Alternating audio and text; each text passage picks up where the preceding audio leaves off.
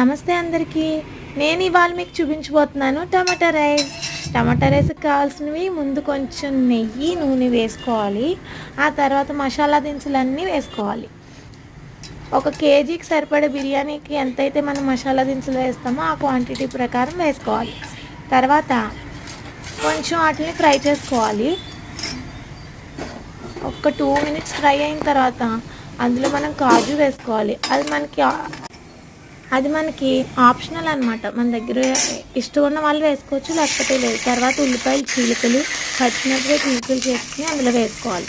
కొంచెం ఫ్రై చేసుకున్నాక onions and chillies బాగా ఫ్రై అయ్యాక దాంట్లో అల్లం వెల్లుల్లి పేస్ట్, గరం మసాలా ముద్ద కూడా వేసుకోవాలి. గరం మసాలా ముద్దలో మనం ధనియాలు జీలకర్ర అవన్నీ వేసుకోవాలి. కాజు పేస్ట్ కూడా వేసుకుంటే దాని టేస్ట్ చాలా బాగుంటుంది. తర్వాత దాంట్లో మళ్ళీ మనం టమాటాలు కట్ చేసి పెట్టుకుని వేసి కొంచెం మగ్గనివ్వాలి. ఒక 5 మినిట్స్ కలిపి మూత పెట్టేసుకుని మగ్గనివ్వాలి. నూనె పైకి తేలింది అంటే టమాటాలు మగ్గిపోయాయని మనకి బాగా అర్థమైపోతుంది. అప్పుడు మనం కొంచెం కలుపుకుని దాంట్లో వాటర్ పోసేసుకోవడమే. వాటర్ పోసేసిన వెంటనే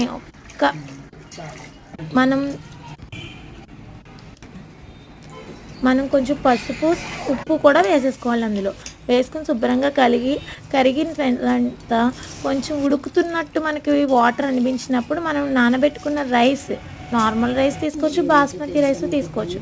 బాస్మతి రైస్కి మనం వాటర్ కొంచెం తక్కువ తీసుకోండి.